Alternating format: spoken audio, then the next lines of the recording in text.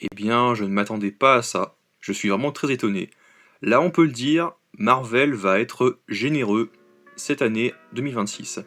Bonjour à tous, aujourd'hui est sortie la mini-série Wonder Man sur le Disney+, sous le label Spotlight, qui présente des séries annexes au sens où c'est canon avec le MCU, mais elles ne sont pas essentielles à la compréhension de narrative dans la continuité. On peut les prendre à part. Voilà. Donc il y avait aussi Echo qui était sous le label qui ne sera pas utile pour comprendre les films et les séries en général. Wonder Man, donc en gros, c'est une mini-série produite ou coproduite par le réalisateur Destin Daniel Cretton, le réalisateur de Shang-Chi et de Spider-Man Brand New Day. La série est aussi produite par Brad Winderbaum, qui chapeaute le milieu des séries de Marvel, donc Marvel Television. Les deux premiers épisodes sont même réalisés par lui, par Destin Daniel Cretton, plutôt. Et il a suivi le projet dans son intégralité, qui aura certainement, pour moi, il a certainement de l'avenir au sein du MCU, au sein de Marvel, comme les réalisateurs comme Jake Schreier avec les X-Men, qui a réalisé Thunderbolt, donc qui a peut-être s'occuper donc de la saga X-Men, enfin en tout cas des têtes des premiers films X-Men, ou Matt Shakman avec les suites des 4 Fantastiques, parce que pour moi il y aura des suites. Et du coup, Wonder Man raconte l'histoire d'un grand acteur à en devenir, du nom de Simon Williams, qui va très vite rencontrer l'acteur Trevor Slattery, donc incarné par Sir Ben Kingsley, qui revient, donc il était revenu pour Shang-Chi, et il revient encore. Donc Trevor qui va lui permettre de saisir la plus grande opportunité de sa vie en lui parlant d'une audition pour le remake de Wonder Man réalisé par le fameux Von Kovac. Et étonnamment, j'ai été conquis. J'ai vraiment été agréablement surpris parce que pour commencer, Wonder Man, c'est un personnage qui n'est pas très connu, il n'est pas si connu que ça, et puis on était tellement submergé de projets, de films, de spin-off, de séries annexes, des séries animées, que d'un côté on se demande si on va se retrouver avec tout ce bazar au niveau de la chronologie, comment on se situe, où est-ce que Wonder Man se situe, et d'un autre côté, moi je soupirais, parce qu'on soupire en voyant s'accumuler les projets année après année, et ce qui rend fou, c'est que ça ne fait pas avancer la trame principale de la saga, quoi. Parce qu'il y a beaucoup de projets qui font pas partie, donc où l'intrigue globale c'est pas donc les univers parallèles, c'est pas le multivers, et du coup tu te dis mais à quoi ça sert? À quoi servent ces personnages? À quoi servent ces intrigues? Ça ne fait pas avancer du tout l'histoire, quoi. Alors Wonder Man c'est le cas, certes, mais voilà, c'est pas mon problème, parce que je m'étais préparé. Mais c'est vrai que quand on voit que Marvel enchaîne des séries sur Agatha, sur Wonder Man, mais tu te dis, mais c'est quoi la prochaine série? C'est sur Millie le mannequin ou quoi? Bref, tout ça pour dire que le fait que ça soit une énième série chez Marvel, et qu'on ne les compte plus tellement il y en a eu, donc depuis WandaVision, là où les films, on sait combien il y en a. Wonder Man, après, est loin d'être la meilleure série, parce qu'il y a toujours Loki et WandaVision, même si les personnages donc, de Wanda et Vision, je les aimais pas tant que ça, parce que Vision il était cool dans Age of Ultron, mais dans Infinity War, c'était l'un des rares défauts de Avengers Infinity War, c'était Vision, parce qu'il a été nerfé pour le scénario, parce que même si encore une fois, c'est pas le fait que qu'il soit entre guillemets un peu faiblard, que Thanos arrive à lui arracher la pierre, il trouve une autre astuce. Donc c'est vrai que tu te dis pourquoi ils l'ont nerfé alors qu'il aurait pu juste évincer les serviteurs de l'ordre noir, et ça aurait été Thanos qui serait arrivé, et puis voilà, il serait battu, ça aurait été stylé, ça aurait duré 2 minutes, et Thanos aurait trouvé une parade pour l'avoir. Mais bon bref, malgré tout, WandaVision était une surprise, et Wonder Man était également une surprise aussi, donc j'ai beaucoup aimé. Même si c'est pas comparable, encore une fois, les thématiques sont différentes, les personnages sont différents, et les surprises sont différentes, mais ça reste quand même une très bonne surprise. C'est pas non plus le top 5 des séries Marvel, mais c'est quand même bien mieux que du She-Hulk ou du Secret Invasion, largement, même mieux que Echo ou What If ou autre série, quoi. Wonder Man est loin d'être nul, au contraire, c'est une bonne surprise. C'était pas du tout une série que j'attendais, notamment à cause des trailers qui faisaient très She-Hulk, donc comme She-Hulk, She-Hulk, c'était vraiment la série, le trauma, c'était vraiment le trauma, tellement c'était effroyable. Donc elle n'était pas très séduisante, et malgré le fait qu'elle n'était pas très engageante, avec les trailers, les TV spots. C'était un peu timide malgré tout la communication aussi. Sur les réseaux, sur Insta, quasiment il n'y avait aucune trace donc, de l'arrivée de Wonder Man. Donc la promo aussi était pas folle. Donc il y a ça, il y a le côté qu'on en a marre de Marvel, la super-héros fatigue, même si là, encore une fois, c'est pas vraiment... C'est une série sur un super-héros, mais pas vraiment en fait, voilà, c'est un peu spécial. Justement, c'est un peu méta, on va en parler. Et puis aussi, il y a aussi le fait qu'il faut prendre un abonnement Disney+, et Wonder Man, c'est vraiment pas la série qui va te faire t'abonner à Disney+, quoi. C'est sûr que c'est pas la série qui va te dissuader. Donc la série va un peu sombrer, hélas, mais moi j'ai quand même passé un moment tout à fait agréable, et j'ai été ravi que la série me murmure limite s'il te plaît, donne-moi une chance, tu verras, je vais te surprendre, et je suis content que ça m'ait plu. Plein de fois, je me suis fait cette question, je me suis dit mais c'est brillant, c'est bien écrit, c'est bien joué, j'y crois, ils maîtrisent totalement leur sujet, et toutes mes frayeurs ont disparu petit à petit, et quasiment même aucune de mes craintes se sont vraiment concrétisées, quoi. J'avais vraiment peur que, par exemple, Trevor Slattery soit le comic relief pathétique qui glisse ou qui sort des vannes nulles et qui l'embarrasse. Et j'avais vraiment cette peur viscérale donc de gêne, donc de la gêne, du cringe, d'un malaise mais odieux, comme on a l'habitude avec des Ned de Spider-Man, ou Joaquin dans Captain America Brave New World, euh, ou Korg et Thor dans Love and Thunder, et pas du tout, pas du tout. Il y a même très peu de vannes. J'étais tellement content, et en plus Trevor est même utile à l'histoire, quoi. Il a un développement et crée un affect, même, j'aurais jamais cru dire ça de lui, quoi, mais il est là, il a un soutien, il est d'une bienveillance, d'une intégrité, d'une loyauté, même s'il y a une révélation en ce qui lui concerne, qu'on dévoilera dans 2 minutes en spoil, mais il est pas gênant, quoi, il est pas gênant, là où dans Iron Man 3 et Shang-Chi, il était le comique de service qui embarrasse et qui s'inclut dans la partie running gag. Là non, il a un rôle, il a un rôle de premier plan, il accompagne le héros, il accompagne Simon, et il est fantastique. Van Kovac, pareil, le réalisateur du remake de Wonder Man dans la série, qui a joué chez DC dans Superman de Gunn, il jouait le méchant président boravien, donc là il est à la fois chez Marvel et DC, comme Yahya Abdul Mateen 2, qui a joué donc Manta dans les films Aquaman de James Wan, dans Aquaman. Lui, il apparaît très peu, mais il a un rôle aussi, et puis il est... mais il a pas ce côté clown ou grand guignol, comme j'aurais pu le croire. Quand je l'ai vu dire «On va réaliser le film de super-héros le plus démentiel que aucun studio n'osera plus en produire un», voilà, j'avais un peu peur qu'il parte un peu en roue libre, mais total, quoi, qu'il soit un peu en roue libre, qu'il se donne en spectacle, et non, en fait. Et il est plutôt posé, il est discret, mais pas trop, car il a quand même ce côté un peu décalé et décomplexé.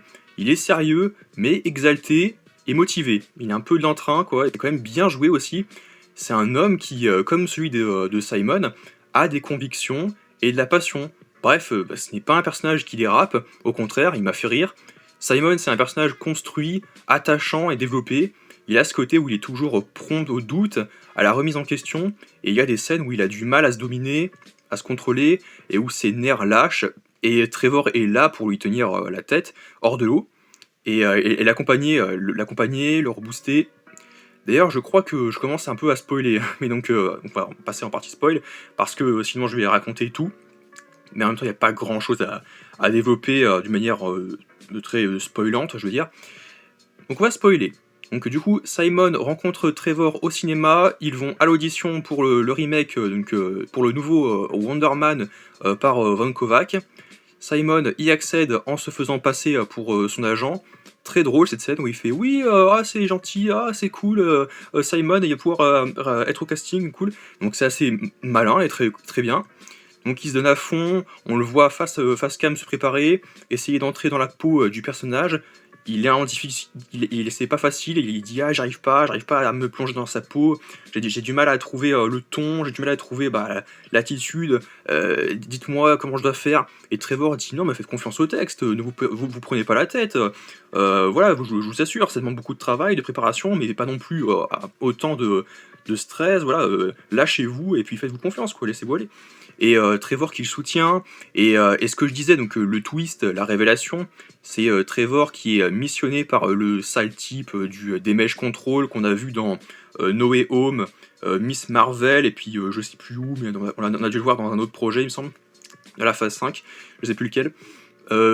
Ouais, scène un peu légère où il remonte, les vieux dossiers, à l'époque du mandarin et qu'il le fait chanter: «Ah, je vais vous amener en prison, sauf si vous me rendez un service. C'est soit la prison, soit vous m'aidez à attraper, Simon Williams, qui est un méta-humain». Donc c'est parce que c'est un être, on apprend, bah, on le savait déjà que c'était un être optimisé, comme il l'appelle, qui peut représenter une menace pour le monde et il veut l'enfermer avec, les personnages comme l'Abomination, même si, ouais, l'Abomination est avec Wong à Camartage, on l'a toujours pas vu. Et les mecs, de feu dans Iron Man 3 par exemple, il peut y avoir l'Abomination ou les mecs de feu dans Iron Man 3. Et d'ailleurs, on ne sait pas comment, Simon a acquis, ses pouvoirs, car il n'a pas eu de modification ou quoi que ce soit, donc est-ce que c'est un mutant? Bah, moi je pense pas que c'est un mutant. Est-ce que ça s'appelle un méta-humain, donc un être optimisé? Même si les Maximoff, on les appelait aussi les optimisés et on sait que c'est des mutants, comme dans les comics. Mais c'est ce que je disais dans ma vidéo, effectivement, là on m'a repris en commentaire, dans la vidéo de Sadie Sink, quand je disais qu'on disait que Sadie Sink pourrait être recherchée par le Damage Control et qu'elle aurait donc des costumes, un costume qui aurait les couleurs de Jean Grey. Du coup, est-ce que ce serait Jean Grey? Du coup, est-ce que c'est peut-il que Sadie Sink joue une mutante? Et c'est pour ça que le Damage Control veut l'attraper. C'est parce qu'ils se mettent à la chasse aux mutants pour bah, les attraper parce qu'ils représentent une menace. Et ouais, c'est vrai que Damage Control ne ferait pas de distinction entre les mutants et les êtres optimisés qui en fait ont reçu donc des modifications un peu comme Hulk ou l'Abomination.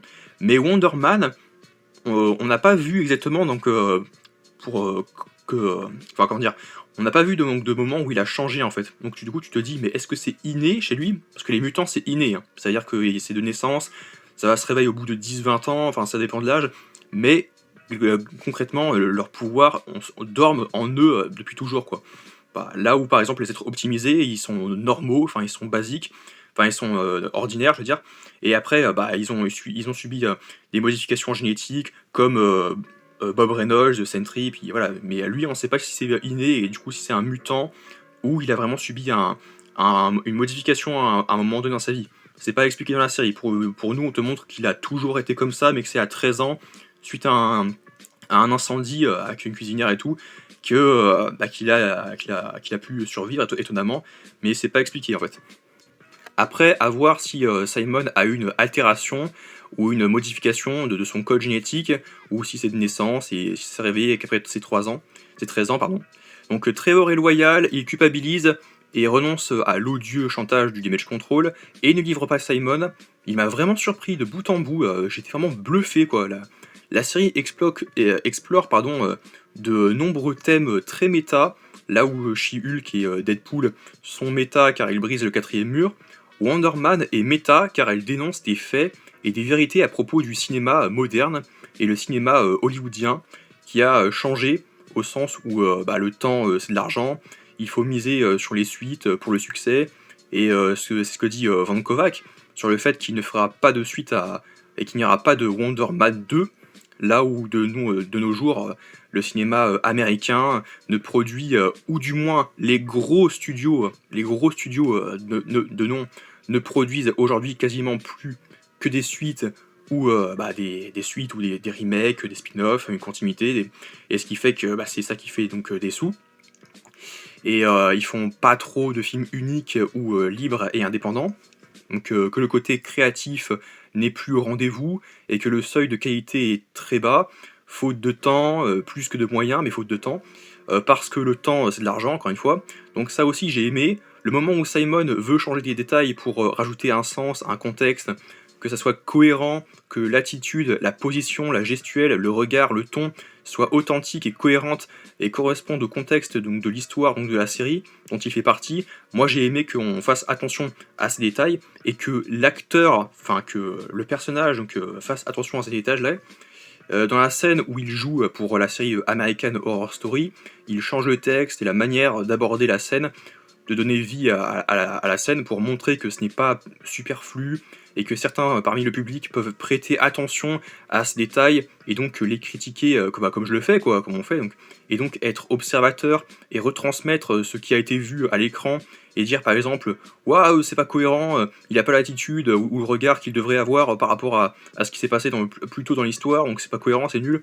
Même si ça reste du chipotage, il dénonce quand même pas mal de choses clés qui sont très justes. Et du coup, il se fait virer de la série, il se fait dégager, voilà, parce qu'il perd du temps à la production, et puis voilà. Mais c'est quand même intéressant ce que ça dénonce. Mais oui, il y a des critiques sur le côté production express et industrielle, et donc de l'autocritique ou de l'autodérision, parce que Marvel produit énormément de projets sur le long terme, mais le court terme aussi, voilà, donc beaucoup de projets sur le court terme aussi. Tous les ans, il y a au moins 3 mini-séries, 3 films, 2 gros films, à tel point qu'il perd le public. Et quand on demande à Kovac pourquoi réaliser un film de super-héros qui est un remake, en plus qui est non basé d'une œuvre littéraire ou décrit directement par un réalisateur ou scénariste inspiré, on lui demande pourquoi réaliser un film de super-héros alors que c'est un réalisateur de films d'auteur, enfin pas film d'auteur mais de films plutôt soignés, travaillés, pas comme les blockbusters qui aujourd'hui sont plus des films de commande où les studios font des sondages pour prendre la température et adapter en fonction de ce qu'attend le public pour mettre dans le mille et botter en touche et gagner de l'argent. Mais Kovac insiste que ces films, donc les films de super-héros, ne sont pas spécialement des produits non travaillés ou pauvres en créativité ou écriture de spectacle. Au contraire, il ne manque pas d'écriture, il ne manque pas de charme, et il dit qu'il peut en faire une œuvre qui tienne la route et qui soit digne des films d'auteur et qui respecte même les codes donc d'un film d'auteur, enfin classique, mais avec le genre super-héroïque, avec la fulgurance super-héroïque, il peut dire qu'il y a une histoire qui se tienne et qui peut être adaptée avec n'importe quel genre en soi. Comme le cinéma, enfin le reste du grand cinéma, quoi. Le cinéma de super-héros, c'est du cinéma, quoi. C'est du vrai cinéma.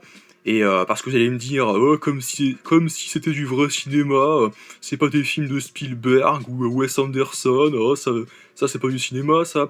C'est du cinéma. Le problème, c'est que les films super-héros ont des codes établis et récurrents, voire redondants et agaçants, car ça fait réchauffer. Mais ça reste du cinéma, car le cinéma, c'est quoi? Bah c'est du spectacle, du divertissement. Et le but d'un film, c'est quoi? C'est de divertir. C'est tout. Voilà, si le film divertit, mission accomplie. Oh mais ça divertit, mais ça raconte rien, ça va exploser partout, c'est CGI, c'est pas authentique, il joue mal. Bah non, c'est le but, ça a de divertir. Alors après, il faut que les acteurs jouent bien aussi, mais après voilà, et que ce soit cohérent. Mais ça fait le taf, donc c'est tout. Et du coup, la série dénonce ça, et pas tellement l'échec ou la remise en question du studio Marvel, mais ça fait le taf. Donc Simon, quoi dire sur Simon? Bah, il n'y a pas tellement à spoiler en vrai, donc en même temps j'ai dit beaucoup de choses là. Juste Simon doit éviter de se faire démasquer, garder son calme. Il y a ce côté politique anti-super-héros, au sens où Hollywood interdit aux super-héros ou être optimisés de tourner, donc ils ne peuvent pas travailler pour ou jouer à Hollywood. C'est débunké à la fin de l'épisode 4 avec le personnage de Dorman. Enfin, je crois que c'est un mec qui travaille dans une boîte de nuit, et puis il rencontre Josh Gad.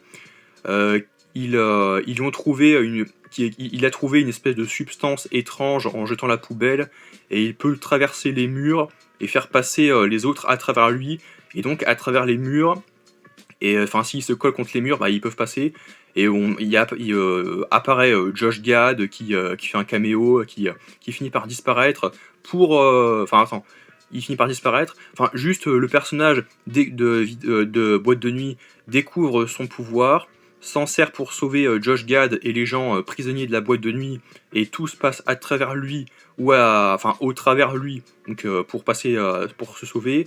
Josh fait de lui une star, une icône de la télé, il tourne des pubs dans des émissions, mais devient un colibé ou un bully, on l'imite, on se moque de lui, et plus tard, il tourne, enfin on le chambre, enfin méchamment.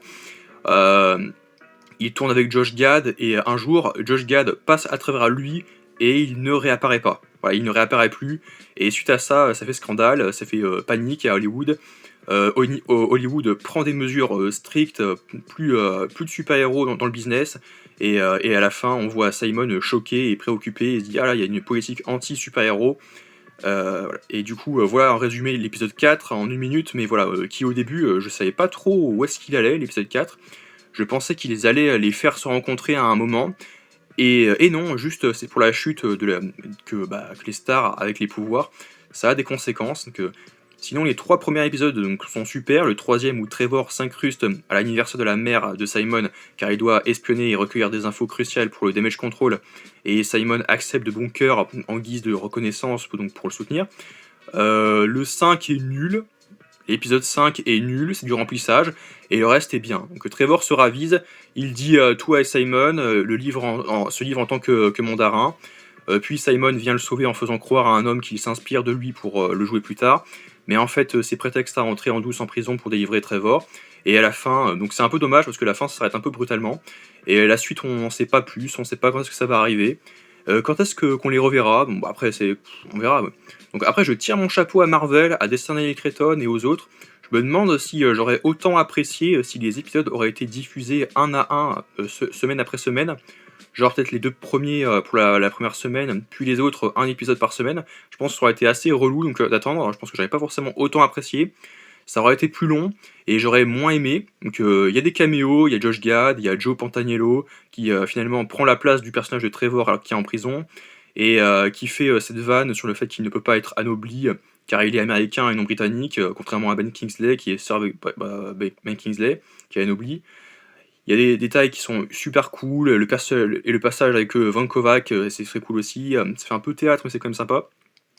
Et conclusion, c'est quand même une très bonne série. Alors faut pas avoir d'énormes attentes, faut pas avoir à se dire que oui, c'est une série que je vous recommande, seulement il ne faut pas avoir des grandes attentes, il ne faut pas attendre un face-à-face entre Wonder Man, ou du moins Simon Williams, et un random vilain qui vient se mesurer à lui, comme aurait pu être voilà, le personnage qu'on a vu dans l'épisode 4, Dorman je crois, ou un autre personnage quelconque. Donc heureusement il n'y a pas ça, ça n'aurait apporté rien, mais il n'y a pas ça.